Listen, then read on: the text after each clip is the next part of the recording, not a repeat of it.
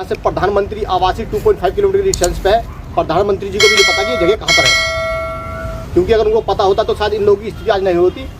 ये है सिंधिया की पोट्री, सरोजनी नगर, नई दिल्ली जिले में पड़ती है। शुरू तो किया यहाँ पर जो है लगभग 200 परिवार से ज़्यादा लोग यहाँ पर रहते हैं, जिनमें यहाँ पर 700 से 800 वोटर भी हैं, जिनके पूर्वज इस जगह पर आए थे। अगर आप पीछे देखोगे, ये पीछे जमीन है, लैंड है, सिंधिया के कब्जे में है, पोजीशन में है, और इधर 2 एकड़ लैंड ये लोग रहते हैं यहाँ पर। टोटल लैंड 30 एकड़ थी, जिसमें 2 एकड़ में लोग रहते हैं, 28 एकड़ में पीछे सिंधिया कब्जे में है। अब ये लोग यहाँ पर स्टार्टिंग में इनके पूर्वज यहाँ पर आए थे, जिसके बारे में आपको यहाँ के जो प्रधान जी वो आपको बताएंगे कैसे कैसे यहाँ पर लोग आए थे इनके पूर्वज। आपका सबका स्वागत है। सर तेज बोलिए, आवाज़ नहीं आएगी। सिंधिया पोट्री कॉलोनी के वासियों की तरफ से भी और हरकला सेंटर समिति हमारी रजिस्टर है, उसकी तरफ से भी आपका धन्यवाद। आपने यहाँ आने का किया, तहे दिल से आपका स्वागत करते हैं। सिंधिया पोट्री ये कॉलोनी किस एरिया में है? ये सरोजनी नगर में है। ये इसकी दूरी प्रधानमंत्री के निवास से जो दूरी है ये 2 किलोमीटर 5 पॉइंट पर पड़ती है। सरोजनी नगर मार्केट हमारे से 25 मीटर दूरी पे है, और यहाँ साइड में लीला होटल है, जिसकी 50 मीटर दूरी पे लीला होटल है, हयात होटल है। AK रॉय मार्ग पे ये कॉलोनी बसी हुई है। ये पूरी लैंड 30 एकड़ लैंड है, इसका खसरा नंबर 436 है। और यहाँ हमारे बुजुर्ग आए थे पोल्ट्री वर्क का काम करने, जो गाँव से इन्होंने खुद बुलाया था, ग्वालियर पोल्ट्री ग्वालियर ने। अब यहाँ रहते रहते हमें हमारी पीढ़ियाँ हैं। हमारे पिताजी की यहाँ शादी हुई है, नेपालपुर से हमारे पिताजी की शादी हुई थी। हमारे भाई यहाँ पैदा हुए, हमारे बच्चे यहाँ पैदा हुए, मैं पैदा हुआ, मेरे बच्चे पैदा हुए, हमारे बच्चे के बच्चे पैदा हो रखे हैं। हम 4-5 पीढ़ियों से यहाँ रह रहे हैं। हमारी भाभी है जो शादी होके आई हैं, इनके बच्चों की बच्चे की शादी हो गई है। पर सिंधिया लिमिटेड सर्विस ने हमारे ऊपर केस डाले 2002 में, 2003 में, 2005 में, और जिसमें से कि सबको बोल दिया कि 93 में ताला तोड़ के घुस गए हैं लैंड के अंदर। हमने इसकी बहुत मदद मांगी, दिल्ली सरकार को भी लेटर लिखे, प्रधानमंत्री नरेंद्र मोदी जी को भी लेटर लिखे हैं। इसमें हमें कोई भी राहत नहीं मिली। यहाँ ऐसा नहीं है कि यहाँ के मुख्यमंत्री को, दिल्ली मुख्यमंत्री को यहाँ के जगह के बारे में पता नहीं है, क्योंकि वो भी 3 बारी विजिट कर चुके हैं यहाँ। और उन्होंने भी आश्वासन दिया कि भाई हमें ये झुग्गी झोपड़ियाँ हैं, यहाँ पर तो आप लेबर क्लास आदमी रह रहा है, यहाँ से नहीं निकाला जाएगा। पर उन्होंने निकालना बरकरार रखा। यहाँ से काफ़ी परिवार पलायन करके जा चुके हैं, जो कि हम धीरे धीरे जा रहे हैं। आज आपके माध्यम से ये बताते हुए बहुत दुख हो रहा है सर, कि यहाँ जो ऐसे हमारे साथ हो रहा है, क्यों हो रहा है, ये वजह ना हमें पता पड़ पाई है। वकील साहब आए, हमारा दलील दी इन्होंने, यही बताया कि आपको लीगल जो एडवाइज़र है हमारे बाग सर आप बताइए। बाग सर से पहले मैं बताना चाहूँगा, हाँ राजीव, भारत सरकार का एक डिपार्टमेंट है, ministry of housing and urban affairs, government of India, जिसका एक डिपार्टमेंट है LNDO, land and development office, जो इस लैंड का ये लैंड जिसके अंडर में है। इसमें ये ज़मीन जो है, जो सिंधिया बताती है कोर्ट के अंदर, कि उनको लैंड जो है 1923 में लीज पर मिली थी पोल्ट्री वर्क करने के लिए। 1947 में देश आज़ाद हो गया, उसके बाद भी वह इस ज़मीन में कब्जे पर बने रहे। 1970 में 1970 में भारत सरकार ने इसको यहाँ पर पोल्यूशन की वजह से इसको क्लोज करा दिया, और उसके बाद में इस लैंड को एक्वायर करने के लिए पब्लिक इंटरेस्ट में सरकार ने अपनी गतिविधि चालू कर दी, तेज कर दी। लेकिन ये लैंड आज तक भी एक्वायर नहीं की गई, जिसमें इसमें जो कोर्ट प्रोसीडिंग अब तक हुई है उसी कुछ मैं बताऊंगा, कुछ सर बताएंगे। इसमें 1974 में, जिसका सूट नंबर है 215/1974, सिंधिया ने इन लोगों के अगेंस्ट में एक सूट फाइल किया दिल्ली हाई कोर्ट के अंदर, और जिसमें उन्होंने ये डायरेक्शन मांगी कि ये लोग उनको इंटरफेयर ना करें। जिसके बाद में ऑनरेबल दिल्ली हाई कोर्ट ने डायरेक्शन पास की कि आप इनको इंटरफेयर नहीं करोगे, ये आपको इंटरफेयर नहीं करेंगे। और अगर आप पीछे अपने स्पेस देखोगे, ये लगभग 20 फुट का स्पेस, जो तार बैठ जो हुई है ना, बैरिकेड जो हो रखी, तार बैठ जो होती है, ये 20 फुट की डिस्टेंस का बना हुआ है। इसको बीच में डीमार्केट भी कर दिया गया कि भाई आप लोग इस साइड में रहेंगे, ये लोग इस साइड में रहेंगे और ये लोग इस साइड में, कोई इंटरफेयर नहीं करेगा without due procedure of court के। जिसके बाद में जब सरकार ने देखा कि ये ज़मीन जिस पर्पज के लिए लीज पर दी गई थी वो पर्पज फुलफिल नहीं हो रहा है, उसके बाद में भारत सरकार ने इसके सिंधिया को एक लेटर दिया। इसकी डेट है 30 जून 1988 कि आप इस ज़मीन में इलीगल रह रहे हो, आपने एनक्रोचमेंट किया हुआ है, आपको जिस पर्पज के लिए लैंड अलॉट की गई थी आप उसके लिए प्रयोग नहीं कर पा रहे हो, अब ये लैंड हम एक्वायर करते हैं सिर्फ पब्लिक के इंटरेस्ट के लिए। जिसके बाद क्या होता है कि सिंधिया दिल्ली हाई कोर्ट में एक रिट फाइल करती है, जिसका रिट नंबर है, ये रिट का मेमो पार्टीज है जिसमें है 1295/1988, ये रिट का नंबर है, सिविल रिट है, जो रिट फाइल की गई कि भारत सरकार ये लैंड मुझसे एक्वायर ना करे, मैं बना रहा हूँ इस लैंड में। अब इसकी कोर्ट की प्रोसीडिंग उस समय तो कोर्ट ने, ऑनरेबल कोर्ट ने इस पर स्टे कर दिया लेटर पे एलएनडीओ के, लेकिन इसका फाइनल ऑर्डर आया 2010 में, जिसके बारे में सर आपको बाद में ब्रीफ करेंगे। इसी बीच एक एलपी फाइल की गई सिंधिया के द्वारा, एक रिट फाइल की गई अलग से सिंधिया के द्वारा भारत सरकार के अगेंस्ट में, जिसमें सिंधिया जीत गई, लेकिन भारत सरकार फिर गई हाई कोर्ट में एलपी में गई, जिसमें 3 जजों की बेंच ने एक ऑर्डर पास किया जिसका एलपी नंबर है, ये सर्टिफाइड कॉपी है, कोर्ट के रिकॉर्ड की कॉपी है, ये ऐसी नहीं है, डुप्लीकेट कॉपी नहीं, सर्टिफाइड कॉपी है, कोर्ट के रिकॉर्ड से निकली हुई है, जिसका एलपी नंबर है 16/1978। 1978 में भारत सरकार ने सिंधिया के अगेंस्ट में, जो सिंधिया परेशान कर रही लोगों को, उसके खिलाफ में भारत सरकार एलपी में गई, जिसका फाइनल डिसीजन 1995 में आया। 14 दिसंबर 1995 को 3 जजों की बेंच ने फाइनल ऑर्डर दिया कि ये लैंड सिंधिया से भारत सरकार एक्वायर करेगी और ये लैंड एक्वायर होगी। लेकिन सिंधिया ने और भारत सरकार ने सिंधिया से तब भी लैंड एक्वायर नहीं की, जिसके बाद में सिंधिया ऑनरेबल सुप्रीम कोर्ट चली गई एसएलपी में, जिसका एसएलपी नंबर है, ये एसएलपी नंबर है 4243/1996। 1996 में सिंधिया इस भारत सरकार के जो फेवर में ऑर्डर हुआ था एलपीए का, उसके अगेंस्ट में एसएलपी फाइल करती है सुप्रीम कोर्ट में, ऑनरेबल सुप्रीम कोर्ट में, जिसमें ऑनरेबल सुप्रीम कोर्ट ने भी कहा है, मैं जरा थोड़ा पढ़ के भी सुना दूं आपको।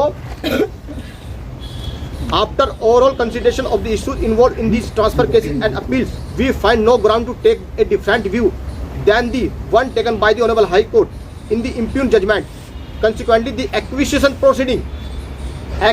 proceeding could not be quashed on any ground. Honourable supreme court ने क्लियर कर दिया, जिसके अगेंस्ट में सिंधिया गई थी कि जो एक्वायर लैंड की जा रही है उसकी जो प्रोसीडिंग है उसको क्वेश कर दे सुप्रीम कोर्ट। लेकिन सुप्रीम कोर्ट ने क्लियर कर दिया गया कि कोई ग्राउंड नहीं है एक्विजिशन प्रोसीडिंग को क्वेश करने के लिए, ये लैंड एक्वायर होगी, ऑनरेबल सुप्रीम कोर्ट ने क्लियर कर दिया। जिसके बाद में जो है ये तो यहाँ पर फाइनल हो गया। उसके बाद में जो रिट डली थी 1988 में, जिसका फाइनल ऑर्डर 2010 में आया, जिसके बारे में हमारे सीनियर एडवोकेट है, आर्गुमेंट काउंसिल है मिस्टर आराबाद, वो आपको ब्रीफ करेंगे। Sir please.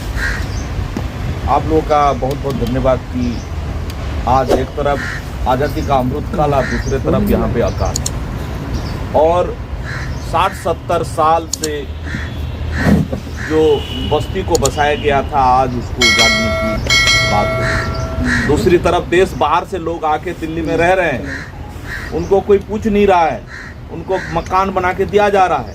दूसरी तरफ कला को एक स्थापित करने वाले, पोट्री बनाने वाले, आपके घर में जो दिया जलता है उसी को बनाने वाले, और देश के आज़ादी के बस 10 ही साल हुआ होगा तब से यहाँ पर रह रहे जो गरीब लोग हैं, जो कला का आदर करते हैं, और 1960 से लेकर 70 सेंसस में जिनका नाम है, कई सरकार को बनाने वाले, पूरे दिल्ली के डेवलपमेंट में जिनका सबसे बड़ा रोल है, जिन्होंने अपने खून पसीने से दिल्ली को डेवलप करने की, उनका जो पसीने दिए, हक दिए, उन लोगों की बात सुनने के लिए, उनके दुख दर्द को आप लोग साझा और लोगों के आवाम के पास पहुंचाने के लिए यहाँ पर उपस्थित हुए हैं। आप लोग का मैं जय भीम से स्वागत करता हूँ। साथियों, ये जो बात है, आज आज़ादी को और संविधान का एक एक पन्ने को आज अगर आप देखेंगे, पढ़ेंगे, महसूस करेंगे, अनुच्छेद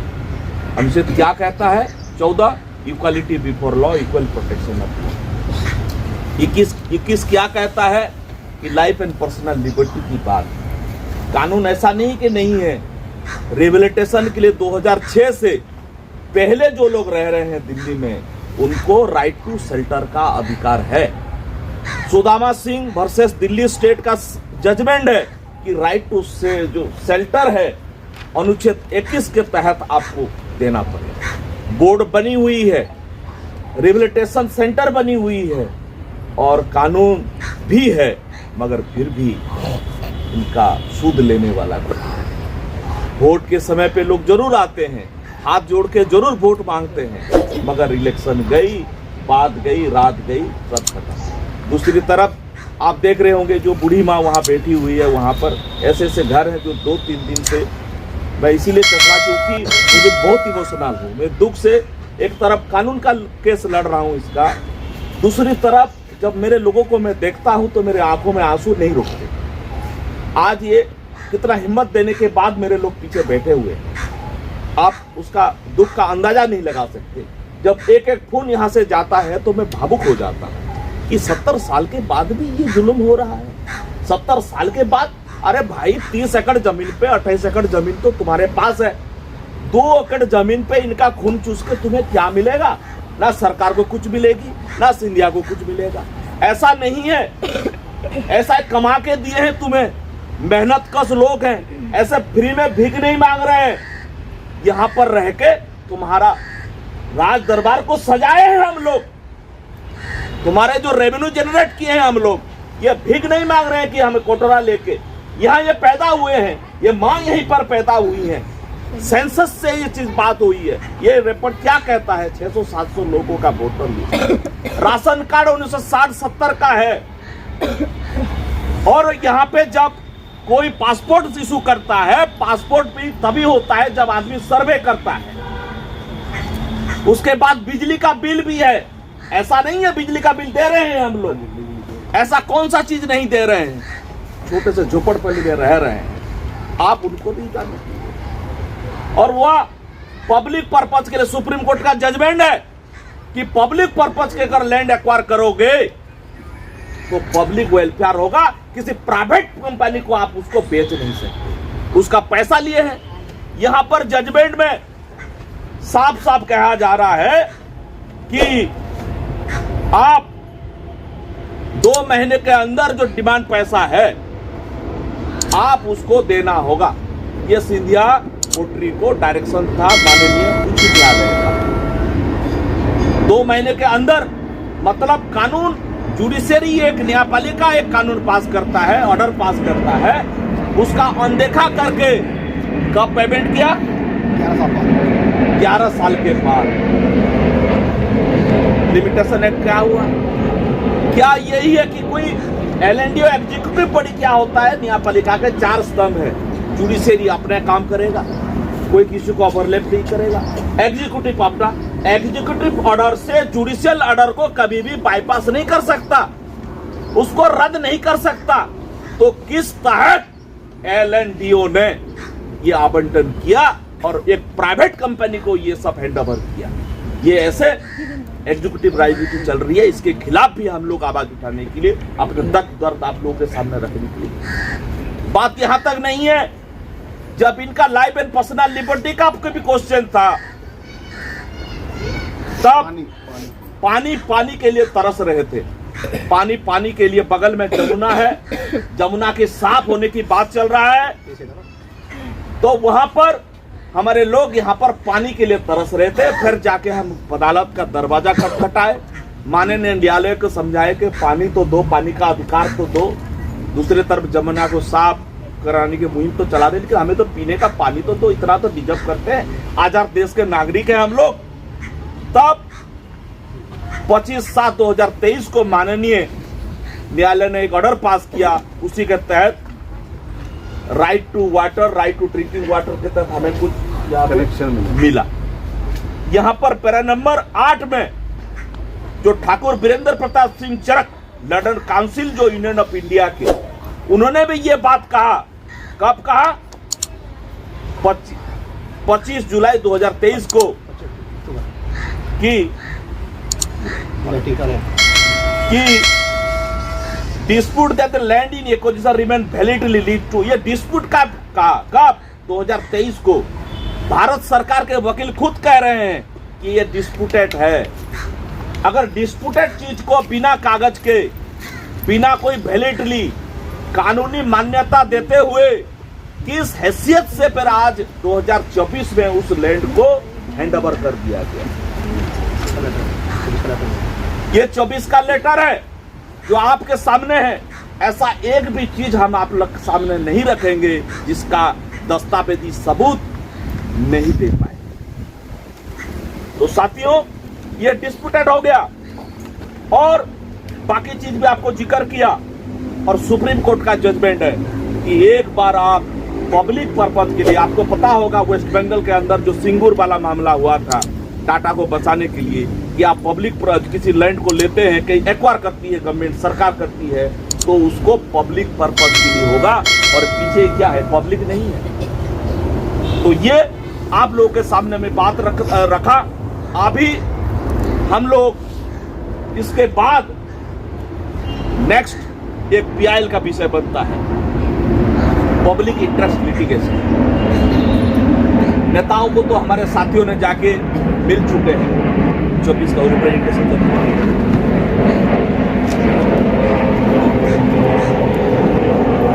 ये रिप्रेजेंटेशन हमने ऑलरेडी दे चुके हैं, 2 जनवरी को दे चुके हैं, हमारे साथियों ने जाकर उनको दिया। उसके बाद रीट में भी हम गए, हालांकि एक छोटा सा लिबर्टी दिया कि ये पीआईएल का इश्यू है, आप इसको पीआईएल के माध्यम से करिए। पीआईएल भी रेडी है और पीआईएल भी तैयार है। कल फाइल जाएगी आप लोगों के सामने ये बात, मैं ये पूरा जो इतिहास है, ऐसा नहीं है कि हम अपने मर्जी से अपने घर, अपनी जमीन, बाप का जमीन छोड़ के हमारे बाप दादाओं ने आए थे, बाकायदा सम्मान के साथ लेकर आए थे। राजमाता सिंधिया ने यहाँ पर बसाया था, ये दस्तावेजी सबूत है। और अभी कहां जाएंगे, राजधर्म का कहां गया आपका राजधर्म? ये भी आज ये दुखी जनता, ये पीड़ित जनता आपके सामने सवाल कर रही है। आप लोगों ने आए, आप लोगों का ये ताली वाली बात नहीं है, ये दुख का विषय है। इस जुल्म के खिलाफ ताली मारने की बात है, ताली ऐसे नहीं मारा जाता। तो साथियों, आप लोग आए, आपका मैं आभार प्रकट करता हूं। आपके मन में, आपके जहन में अगर कोई प्रश्न है तो आप जरूर